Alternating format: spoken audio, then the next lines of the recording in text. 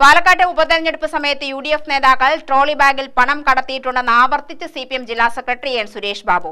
പണം കടത്തിയത് സംബന്ധിച്ച് തെളിവുകൾ കണ്ടെത്താൻ കഴിഞ്ഞിട്ടില്ലെന്ന പോലീസിന്റെ വ്യക്തമാക്കലിന് ശേഷമായിരുന്നു സുരേഷ് ബാബുവിന്റെ പ്രതികരണം.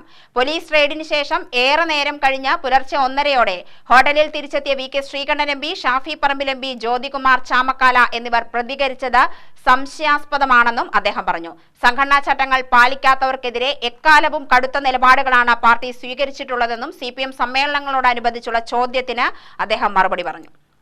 ഞങ്ങൾ പറഞ്ഞത് ഇതെല്ലാം കൊണ്ടുപോയ പണത്തെ സേഫായിട്ട് ഒളിപ്പിക്കാനുള്ള സമയങ്ങളായിരുന്നു.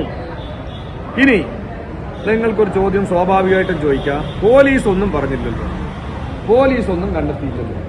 ഞാൻ ചോദിക്കട്ടെ, കുർവാ സംഘത്തിന് ചോദ്യം ചെയ്യുമാർ ഇവരെ ചോദ്യം ചെയ്യാൻ പറ്റുമോ? പരിമിതിയില്ലേ?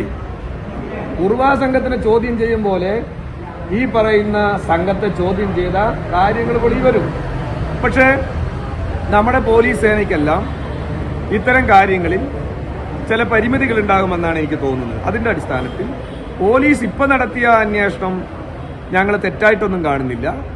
പക്ഷേ യഥാർത്ഥത്തിൽ ഇപ്പോഴും വ്യക്തമായി ഞാൻ പറയുന്നു, കള്ളപ്പണം അവിടെ വന്നിട്ടുണ്ട് എന്നും അവിടെ നിന്ന് തിരികെ രാഹുൽ മാങ്കുട്ടത്തിന്റെ നേതൃത്വത്തിൽ തന്നെ തിരിച്ചു കൊണ്ടുപോയി എന്നുള്ളതും വസ്തുതയാണ്. ഈ പണത്തിന്റെ ഒഴുക്കാണ് BJPയുടെ വോട്ടും കോൺഗ്രസിന് വന്നത്, SDPIയുടെയും ജമാഅത്തെ ഇസ്ലാമിന്റെ വോട്ടും കോൺഗ്രസിന് വന്നത്. അങ്ങനെയാണ് ഇത്രയും വലിയ ഭൂരിപക്ഷത്തിൽ ജയിക്കാനിടയായത്.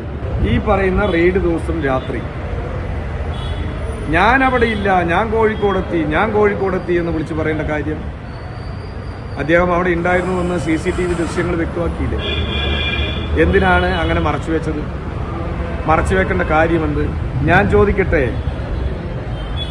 സാധാരണഗതിയിൽ പോലീസ് വന്ന് റെയ്ഡ് ചെയ്യുമ്പോൾ മഹിളാ കോൺഗ്രസ് നേതാക്കളുടെ റൂമിൽ അനധികൃതമായി കടന്ന് സെർച്ച് ചെയ്തപ്പോൾ വികാരം 1.5 മണിക്കല്ലല്ലോ പ്രദർശിപ്പിക്കേണ്ടത്.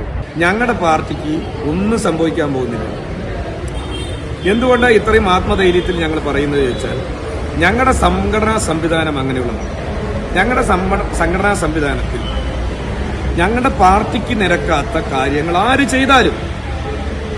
ചെയ്താലും CPMന്റെ ജില്ലാ സെക്രട്ടറി ആയിട്ടുള്ള സുരേഷ് ബാബു ചെയ്താലും ഈ പാർട്ടിയുടെ സംഘടനാ സംവിധാനം ലംഘിക്കാനുള്ള അധികാരം ഒരാൾക്കുമില്ല.